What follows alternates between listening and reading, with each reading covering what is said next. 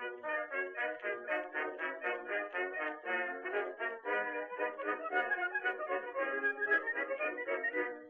to mighty London came an Irishman one day.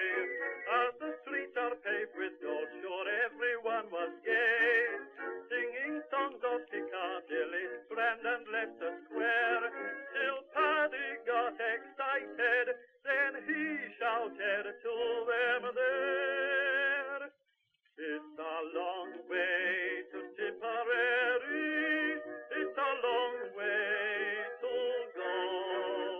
It's a long way to Tipperary, to the sweetest girl I know.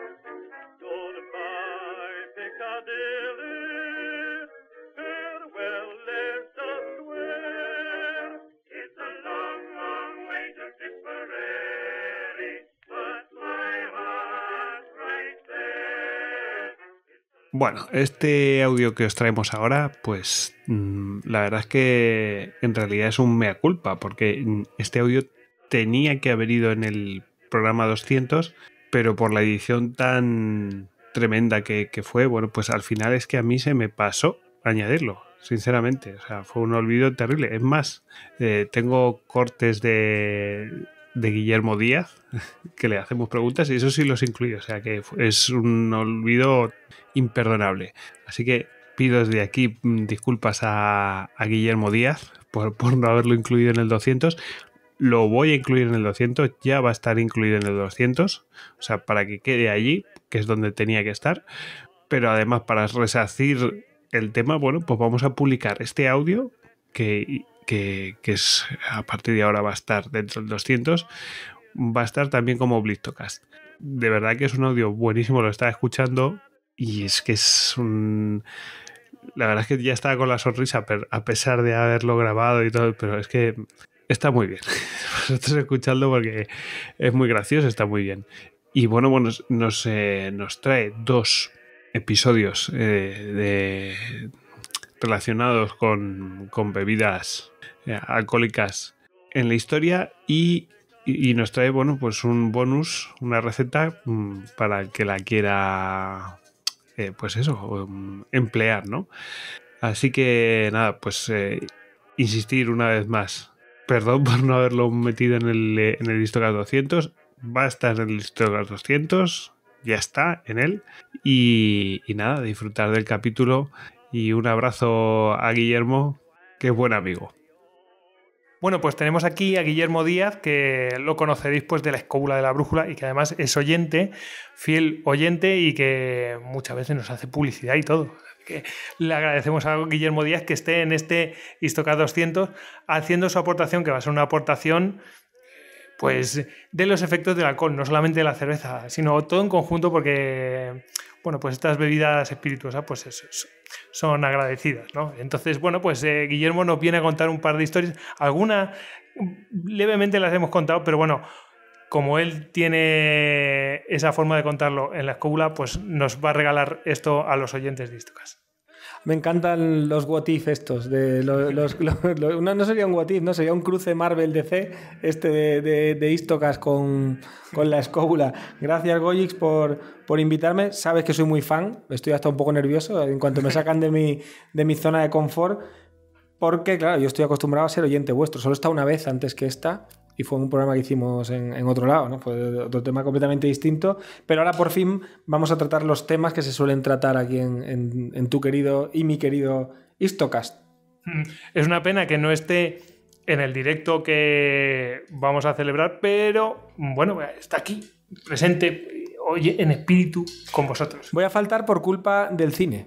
No puedo decir, o sea, por un evento relacionado con el cine que será casi a la vez en Málaga que vuestro directo, y entonces no puedo estar. O sea, efectivamente, y bueno, atacaréis cabos rápidamente. Exacto. Bueno, la cuestión es que yo sé que este programa está versando, esto que estáis grabando, versa sobre la historia de la cerveza, os estáis centrando mucho en la cerveza y me preocupa que los oyentes puedan creer que todo es cerveza. Y en la historia, el tipo de historia que se trata aquí en Histocast, hay otras bebidas que han tenido una importancia fundamental en episodios de la historia en general. Vamos a tratar uno de forma un poco extensa, otro de forma menos extensa, porque no sabemos si es verdad, y después voy a dar una receta de una bebida bien conocida para muchas personas, pero que no todos saben hacerla y también hay mucha leyenda en torno a ella. Algo se van a llevar los oyentes. Algo se van a llevar, claro, porque de eso se trata, porque a lo mejor les parece un peñazo lo que les cuento, pero por lo menos que digan, jo, hemos aguantado hasta el final al petardo este, ya sé hacer esta bebida, que no voy a decir cuál es porque es una sorpresa. Entonces, ¿qué voy a contar hoy? Voy a contar, en primer lugar, vamos a ver primero el efecto pernicioso del vino en... ¿por qué? Si peleas, no bebas, ¿no? Era, si bebes, no conduzcas, pues si bebes, no vayas a la guerra, ¿vale? Este es nuestro consejo de hoy y vamos a poner varios ejemplos de por qué no hay que beber cuando uno va a la guerra. Vamos a viajar al año 1625, cuando los ingleses quisieron conquistar Cádiz, o un asalto a Cádiz, ya habían hecho 2 anteriormente, pero creen que pueden pasarse por Cádiz y asaltarla cada vez que les da la gana los hijos de la pérfida Albión. Entonces, esta vez no les salió bien. En parte, gracias al vino. ¿Qué ocurrió? Pues, teniendo en cuenta que Francis Drake ya había conseguido tomar Cádiz hacía pocos años antes, pues había otros personajes que decían, o Charles Howard, que también tomó Cádiz en el siglo XVI, finales del XVI ambos, en este principio del XVII, pues dicen, vamos a tomar Cádiz otra vez. ¿Qué ocurrió? Con 100 naves y 12.000 hombres, a todas luces más que suficientes para tomar Cádiz, porque Cádiz tenía 20.000 habitantes, o sea, imaginad emplear un ejército, una tropa que es más de la mitad que la población de la ciudad a asediar. Hicieron una operación de asalto que teóricamente tenía que pillar Cádiz por sorpresa. ¿Cómo se fraguó todo esto? Y ya adelanto que se fue al traste. Si no, lo estaría contando. Si ganan no lo cuento. Por algo lo contamos. Exacto, por algo lo contamos.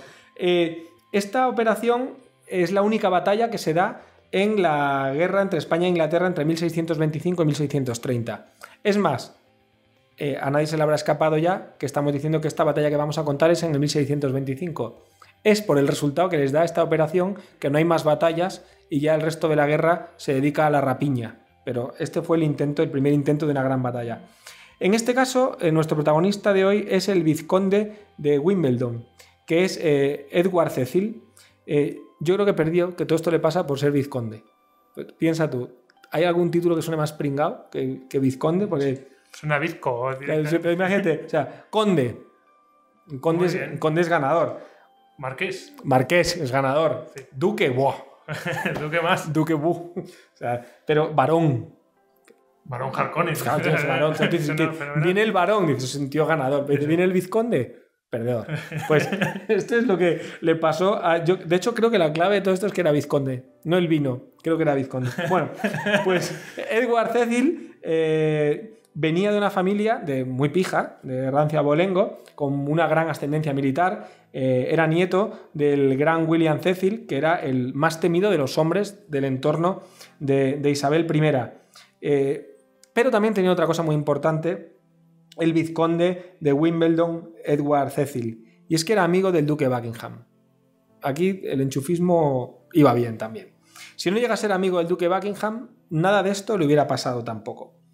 El rey de Inglaterra, Jacobo I, empezó esta guerra con España pensando que era un momento idóneo para comenzarla. ¿Qué le había pasado? Que veía que España tenía muchos frentes abiertos, y es verdad, España tenía un cisco montado a nivel internacional importante en este principio del siglo XVII, y Jacobo I se muere, llega Carlos I y hereda esta guerra de su padre, pero la hereda encantado porque además Carlos I quiso casarse con la hija de Felipe III y le dijeron que se fuera por donde había venido, entonces el tío estaba bastante cabreado.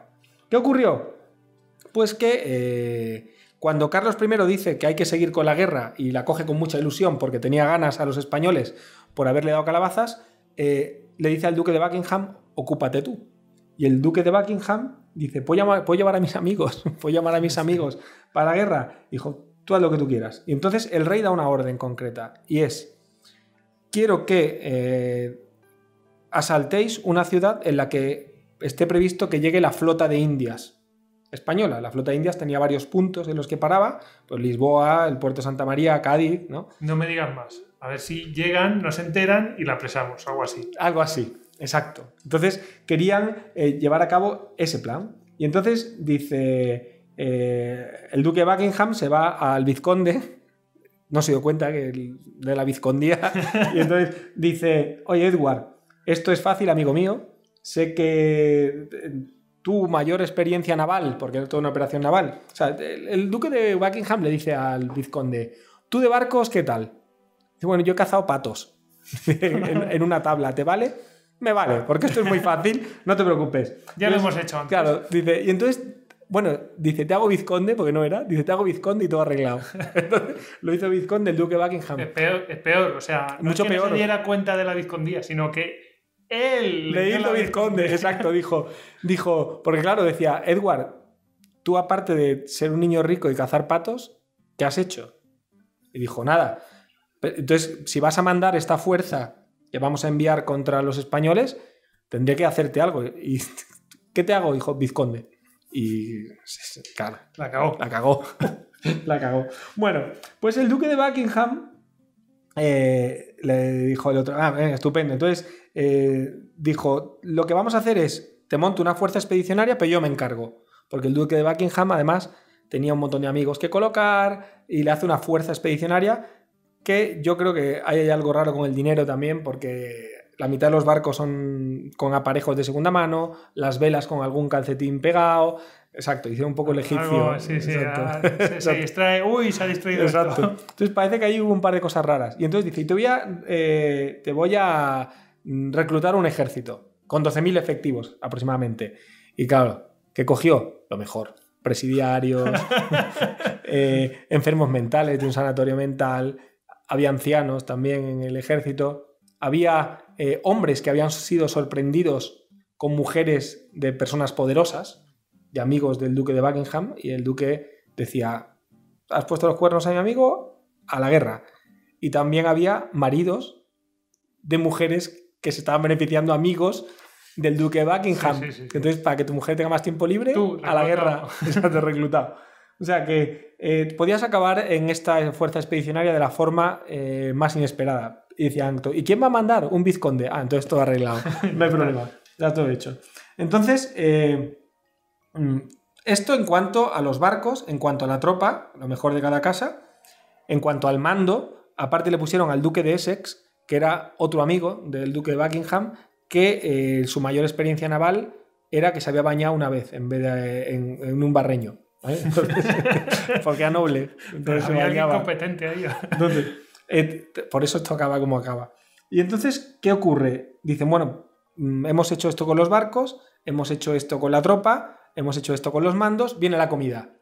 Llega la comida, se distrae algo también por ahí, y la comida, toda la carne tenía una guarnición, la comida iba protegida por un ejército de moscas, porque estaba toda podrida.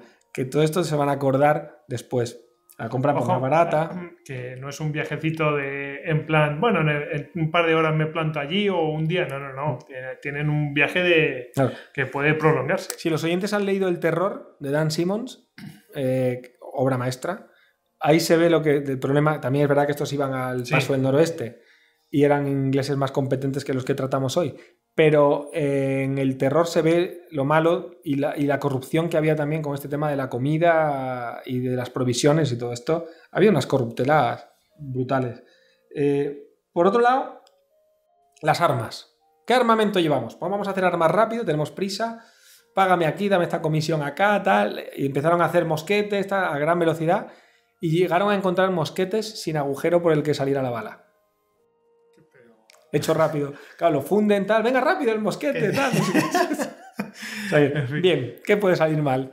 Pero ¿quién manda? Un vizconde, todo arreglado. No pasa nada. Está todo arreglado. Tienes Está bien. Claro. Entonces, como todo esto se antojaba sencillo, pues Cecil, el vizconde, dijo, bueno, se quejó, ¿eh? O sea, en una carta le dijo al duque de Buckingham. Yo seré vizconde, pero No, de algo, el sentido común me sirve para algo. Sí, algo le quedó. Era porque debe ser la parte de conde. Entonces, le escribió al duque de Buckingham y le dijo, regular, ¿eh? esto va a regular, pero bueno, como tengo tantas ganas de complacer al rey también y tal, esto va a ir bien. Entonces, Cecil, el vizconde, se aplica y dice, bueno, voy a hacer unas órdenes para que... Claro, llevaba 100 barcos. Todos los barcos no había teléfonos móviles ni radio. Entonces tenían que repartir unas órdenes en los barcos. Entonces él hizo un plan de ataque extenso, bien trabajado, que estudió mucho durante semanas, para que se distribuyese luego en los barcos. Entonces este plan lo escribió tal y lo mandó a hacer copias. Las copias no llegaron nunca. De hecho, llegaron cuando volvieron. Cuando volvieron derrotados de Cádiz, que ya contaremos cómo volvieron, entonces llegaron, tiene un paquete para usted. Quizá le dieron al del... Pero vamos, no llegaron las copias. Son los planes de guerra mejor conservados de la historia, pues no le cayó ni una gota de agua. Pero se dieron cuenta. ¿Y se dieron cuenta de que no tenían esos planes de guerra? No pasa nada. Eran amigos del duque de Buckingham, o sea, Pitito. Vamos a ponernos ya todo el pijerío de Inglaterra ahí. Que iban todos a ponerse medallas, iban todos con ardor de guerra. Claro, y los tíos iban a decir, voy a ponerme una medalla para contárselo a mis amigos. O sea, no eran conscientes de dónde se estaban metiendo. Además es Cádiz, o sea, era una cosa... y luego hay una parte holandesa, porque era una armada anglo-holandesa, porque los holandeses también tenían problemas con España en esos momentos en Flandes, que sí era buena. Era una tropa bien entrenada y unos barcos serios. Pero era una parte significativa, pero no mayoritaria dentro de esta fuerza. Y España, ya he dicho, España estaba en su momento en Flandes contra los protestantes, en Francia peleándose por los territorios italianos, en África contra los piratas sarracenos y en Brasil y Puerto Rico contra holandeses también. O sea, era una movida... España tenía todo disperso por ahí, con lo cual confiaban en pegarle un buen leñazo a España. A nuestro favor, los españoles, ¿qué teníamos? A Fernando Girón, que era al duque de Medina Sidonia, que estaba en la zona también, que era importante, y al pueblo de Cádiz y a la provincia de Cádiz, que son gente chapalante y que los tíos pues estaban dispuestos a defender su tierra, y a que los barcos del vizconde iban llenos de los antecedentes del balconing. O sea que entonces iban todos los juerguistas. Están deseando de la piña.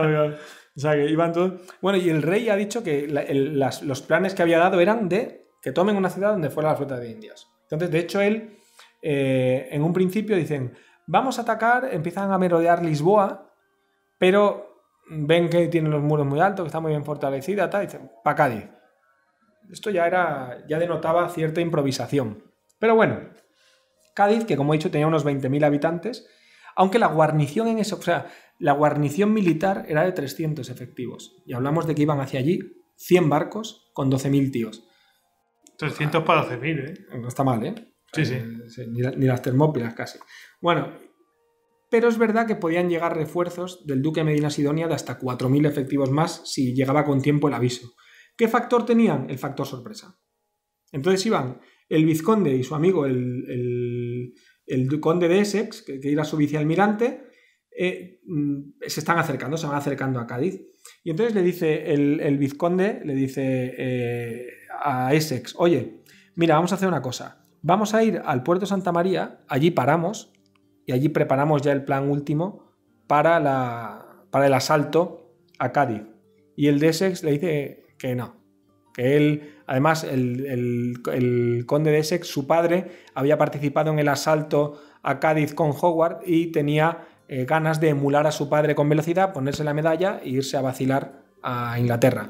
Y entonces desoye la orden de Cecil, del vizconde, y el duque de Essex, el conde de Essex, se lanza a Cádiz, o sea, contra la bahía, así al asalto. ¿Qué ocurre? Que, claro, el vizconde ve alucinado cómo el duque de Essex el conde de Essex se lanza con su escuadra a la bahía de Cádiz. Esta era una operación que anteriormente les había salido bien. Llegaban por sorpresa, se cargaban la flota que había allí y ya podían maniobrar a sus anchas en el mar hasta que llegase alguien, ¿no? Para impedir que pudieran acampar alegremente. ¿Qué ocurre? Que esta gente llega y se lanzan, y como estaban henchidos tenían muchas ganas de conseguir gloria, pues rompe completamente la disciplina, se salta las órdenes de su jefe y se lanza aguerrido queriendo pasar a la historia como desobediendo a su jefe, hundió la flota de Cádiz. Pero no.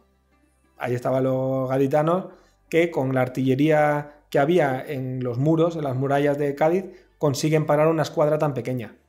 Detrás de ellos se había lanzado Cecil diciéndole para, pero ni nadie más, porque claro, el resto de el grueso de los barcos estaba esperando una operación más coordinada, no que un tío eche a correr, entonces no sabían qué estaba pasando, con lo cual fueron parados por las baterías de costa de Cádiz. ¿Qué ocurrió? Pues que perdieron el factor sorpresa y además en Cádiz hundieron un barco para evitar... Barrenar un barco. Exacto. Para evitar la entrada a la bahía. Efectivamente. Con lo cual, el intento de hundir la flota falló. ¿Qué hicieron? Pues se quedaron merodeando alrededor de la bahía de Cádiz. Entonces le llega una información a nuestro vizconde de que llegan refuerzos. Que llegan refuerzos y que, que tienen que pararlos. ¿Qué hacen? Pues dice, oye, vamos a hacer una cosa. Como nos está llegando de que llegan refuerzos, vamos a atacar a los refuerzos para evitar que se refuercen. ¿Dónde pillamos a los refuerzos? ¿Qué hacemos? Dice, mira, para no quedarnos, si iban hacia un lado, se podían encontrar con la retaguardia descubierta. Si se van hacia por donde venían los refuerzos, que venían de Jerez, pues dicen, oye, vamos primero a cubrir la retaguardia para no romper la línea de suministro y tal. ¿Qué hacemos? Y atacan el puntal. Y el asalto del puntal, es verdad que no lo hacen bien del todo y tienen muchas bajas porque es un desastre, pero consiguen, en un ataque combinado holandeses e ingleses, hacerse con el puntal. Y desde ahí lanzan la expedición para encontrarse a los refuerzos. Los oyentes estarán pensando, ¿cuándo llega el vino? Ya viene. Ya viene. Entonces, ¿qué ocurre? Pues Cecil explica que tienen que avanzar, que tienen información de que llegan los refuerzos y empieza a adentrarse en territorio enemigo. Porque claro, están metiéndose hacia Jerez, tierra adentro. 15 kilómetros más allá se dan cuenta de que no dan con el enemigo, no dan en ningún lado, ¿no? Y entonces, mientras, el gobernador de Cádiz pide refuerzos y el duque Medina Sidonia le da tiempo a enviar refuerzos a Cádiz, mientras nuestro querido vizconde están buscando los refuerzos en dirección contraria. Sí.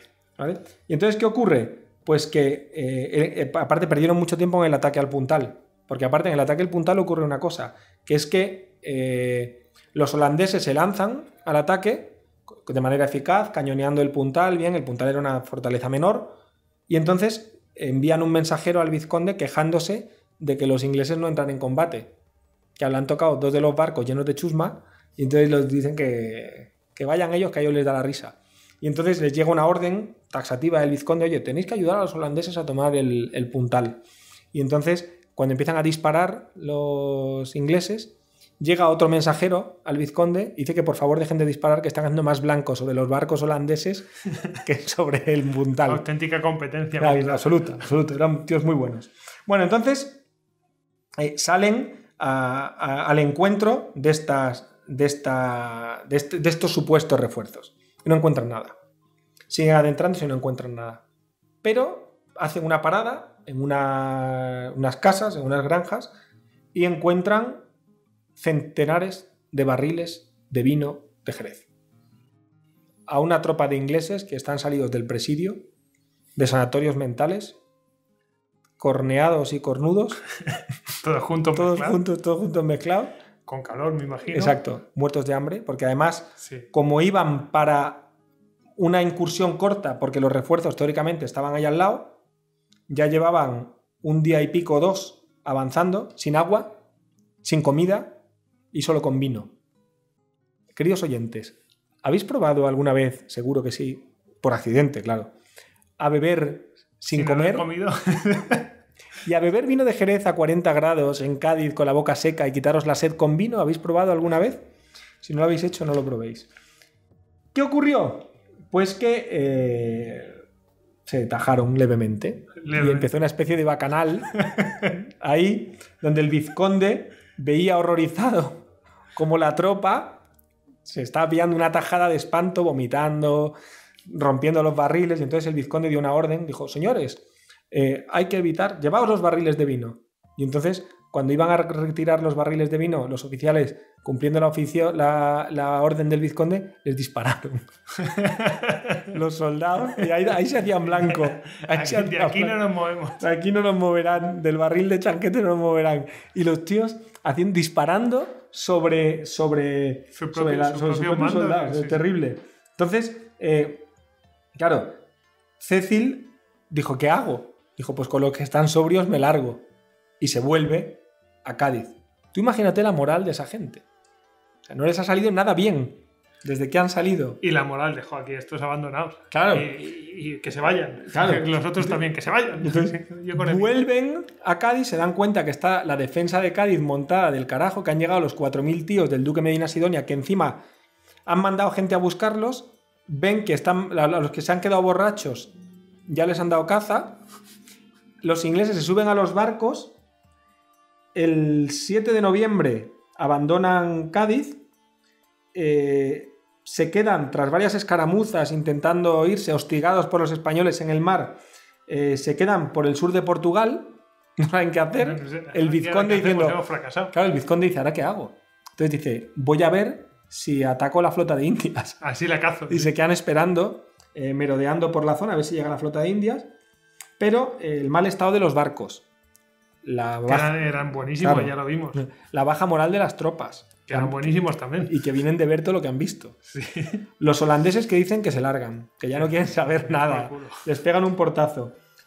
El 26 de noviembre el vizconde ordena volver a Inglaterra. El 29 pasaba por ahí la flota de Indias. O sea, se cubrieron de gloria en todo. O sea. Bueno, y entonces llega la cámara, llega el vizconde, con su uniforme, y dice, ya estoy aquí. Y entonces la Cámara de los Comunes, el desastre es tal que la Cámara de los Comunes pide explicaciones al rey y pide la cabeza del duque de Buckingham. Y el rey, ni corto ni perezoso, ¿qué hace? ¿Castiga a su amiguito o disuelve la Cámara de los Comunes? Ahí lo dejo. La gente lo averigüe. Yo solo digo que Edward Cecil siguió siendo vizconde. Bueno, tremendo. Hasta aquí el problema de llevar vino a la guerra. Pero ¿y si llevas aguardiente? El aguardiente será peor, ¿no? ¿Tiene efectos similares? Pues advertencia, declaración institucional de Histocast. Los siguientes acontecimientos no pueden ser su veracidad, al menos no el 100%, podemos dar fe de ella. ¿Vale? Yo creo que algo hay, básicamente por la repetición de fuentes muy diversas y no del mismo origen. Creo que algo hay.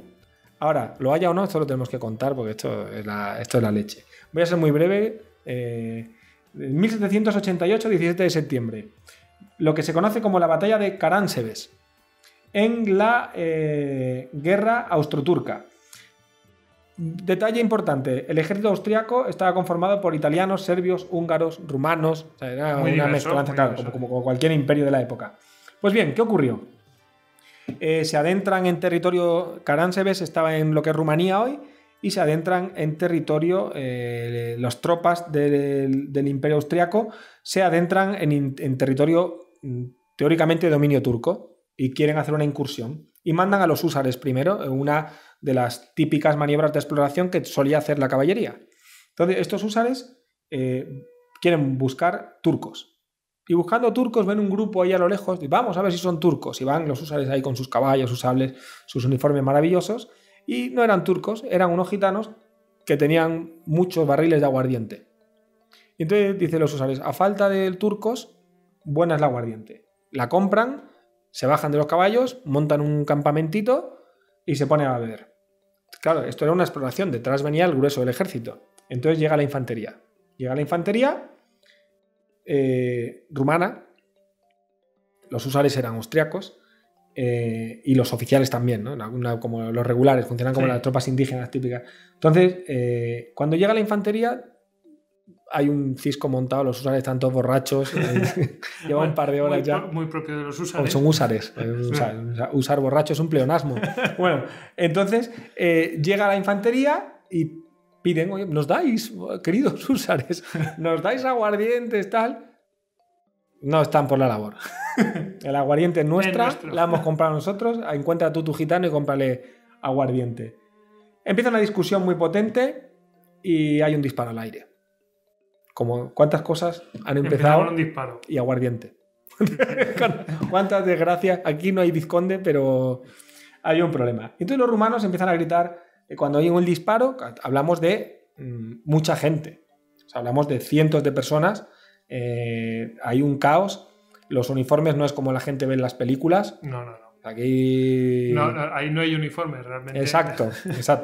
Entonces empiezan una pelea, tal. Y entonces los oficiales austríacos que llegan, porque esto eran las tropas, llegan los oficiales de otro lado, de otro punto del campamento, diciendo, oye, ¿qué pasa aquí? Gritando, tal. Y empiezan a gritar, halt, halt, que es en austríaco alto, ¿no? Bueno, austriaco no, alemán, y empiezan halt, halt, a gritar halt, halt. Y claro, la infantería rumana, que no habla ese idioma, piensan que es Alá, Alá, Alá, sí, y que les están atacando los turcos. Entonces la infantería empieza una serie de disparos pensando que hay turcos entre ellos y que se está liando, porque solían gritar Alá cuando atacaban. En ese momento que iban llegando más tropas, un patrullón de caballería ve a los húsares girando alrededor de algo y entonces dice, hay turcos, y entonces la caballería carga. La caballería está en ese momento en una maniobra de carga y la artillería, que estaba en lo alto de una loma, ve que contra la posición de húsares que ellos saben que hay una suerte de caballería cargando, con lo cual ordenan fuego de la artillería sobre la caballería que carga. ¿Qué ocurre? Que, claro, la artillería ve cargar esto, los húsares ven que cargan contra ellos y empiezan a cargar todos contra todos. Y se produce una verdadera masacre del ejército austriaco a manos del ejército austriaco. Por culpa del aguardiente. Por culpa del aguardiente. Y de los problemas lingüísticos. Sí, o sea, un ejemplo, como se diría ahora, multicultural. Entonces, esto que suena tan absurdo, que tú dices, esta gente es imbécil, a mí no me habría pasado. Cuando uno tiene en la cabeza una batalla de verdad, sabe que esto puede pasar perfectamente. Y si no, que escuchen Los Violentos de Goyix, que es donde que comparáis lo que se ve en las películas, ¿no? Un poco con lo que era en realidad, que ahí se cuenta. Fíjate que hace poco vi Cuando éramos soldados, que no lo había visto, ¿eh? Te vi en Twitter, que te estaba gustando el comienzo, ¿no? Empieza una iglesia, ¿no? Si no recuerdo mal. Sí, no, pero en general el tema familiar y todo eso, y las dificultades y cómo se prepara una operación y cómo lo ven, ¿no? Que dicen, estos tíos llevan 20 años combatiendo y en su territorio y yo me voy a meter allí con una táctica experimental con mis soldados. Y bueno, eso me gustó. Y luego el resto de la peli. Te iba a decir eso porque en esa peli se ve el caos que hay durante el combate. Ahí pasan cosas en directo y tú estás dando órdenes y no sabes ni cómo están los otros ni nada de esto. Y eso en su momento que, bueno, pues tiene mejor comunicación. Exacto. A mí lo que más me gusta, yo creo que la mejor escena donde se ve un combate recreado en realidad es en... Mira que la película no es buena, pero esto está perfectamente reflejado. En Alejandro Magno, la de Oliver Stone. En esa película te das cuenta primero que un frente de batalla tiene 2 kilómetros de largo, en un caso normal. No hablo ya de una batalla napoleónica que puede tener kilómetros y kilómetros, o la Primera Guerra Mundial que tenía centenares de kilómetros un frente, pero entonces había ya mejores... Bueno, no, tampoco. Qué buena 1917. Bueno, tengo que verla. Brutal, ve a verla. Ahí se ve como un frente de batalla, una parte cree que está ganando y la otra está perdiendo. Tú puedes creer que has ganado la batalla y haberla perdido. Porque tú ves lo que está pasando con suerte 15 metros a tu alrededor, pero no tienes ni idea de cómo va el resto de la batalla. Tiene que confiar. Claro. Ahora, si tú ves que te están machacando, tú sabes por qué. Tú imagínate con la polvareda que se levanta ahí, el ruido y todo. No hay... Sí. Bueno, me iba a enrollar más, pero no, lo que voy a quitar más tiempo. Bueno, hemos prometido una receta. Sí, vamos a esa receta que yo creo que algunos, sobre todo... A ver, no lo sé, Pero yo creo que los madrileños sí que les suena de algo. Y los legionarios. No los legionarios romanos. No. Los legionarios... Los de la cabra. Exacto. Es un carnero. Un carnero. Te escucho el legionario y viene aquí, te corre a chapirazos. Que es... Vamos a dar la receta complicadísima, porque es complicadísima, de la leche de pantera. La leche de pantera es esa bebida mítica de los legionarios que, por decirlo así, es la bebida oficial de la legión. ¿En qué consiste la leche de pantera y cuál es su historia? Vamos a ver, Millán Astray, que es el fundador de la legión, le encarga al famoso maestro Chicote, Perico Chicote, que el bar sigue abierto en el centro de Madrid, que le haga un cóctel sencillo y que pueda hacerse en combate. Entonces Chicote, inspirándose en la leyenda que había, yo creo que leyenda o tendrá algún fondo de verdad, de que en las enfermerías de los cuarteles o de campaña mezclaban leche con ginebra para disimular la ingesta de alcohol por parte de la tropa, pues se le ocurre, inspirado en esta, hacer este cóctel complicadísimo, que es la bebida oficial de la legión. Yo hay 2 cócteles que hago bien. Uno es este y otro es el ruso blanco. Y los dos son muy complicados, ¿eh? Quiero decir, por favor, os doy unos segundos para que cojáis papel y lápiz. Ya, pues le dais a pausa, antes existe la pausa también. Tenéis papel y lápiz, ir apuntando todos los ingredientes que hacen falta para hacer la leche de pantera correctamente. Apuntad. Hace falta ginebra, hielo, leche condensada, se le puede echar leche y ya está. Y un vaso. Un vaso. Y sed. Sí. Y sed. Y ya está. Eso. Esa es la leche de pantera. Elaboración. Cójase todo eso, agítese. Se mezcla. Se mezcla mucho. Yo, para que os hagáis una idea. ¿En alguna proporción o según? Según, la va probando. O sea, esto es la legión, tío. ¿Qué estás hablando? O sea, 4 mililitros. Mililitros no es una medida, que existe la legión. Entonces, los legionarios le echan esto. Luego hay fantasmones que dicen que si pólvora, que si tal. Si le echas pólvora, lo único que te puede dar es piedra del riñón. Pero no eres más duro por eso. Te puede dar un cólico y alguna gracieta. A lo mejor te lleva al otro barrio. Claro, algún susto ha dado. O sea que no. Pólvora es una tontería porque además no le da nada. Es como echarle albóndigas. ¿Sabes? ¿No? O anchoas. No le eches anchoas. Entonces, ginebra, leche condensada. Bueno, yo le echo, y queda bien, a veces, un poquito de canela. Te iba a decir, lo estaba pensando. Un poquito de canela. Eso le va bien, pero no es... La receta es ginebra, leche condensada y agua. ¿Vale? ¿Qué ocurre? O sea, ginebra, leche condensada y agua es la receta básica. Hay que luego, para que no sea tan dulzona, para que no tenga tanta leche condensada, pues le echan leche, lo rebajan con leche también, ¿no?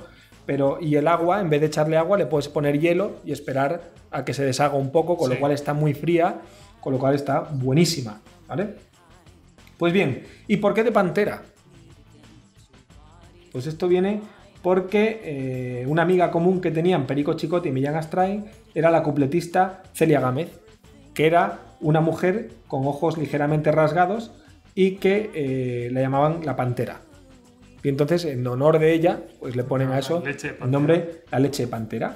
Así que ya está. Yo la he hecho muchas veces, la suelo hacer en una olla express, porque la hago para mucha gente, y la he hecho el hielo. Igual que los americanos hacen ponche, ¿no? Pues eso, hago una olla. Y entonces le pongo ahí express, porque la que yo cojo es express, no hace falta que sea express porque no la vais a cerrar. Una olla, ¿no? Es una olla, un barreño, donde se bañaba el vizconde. Da igual.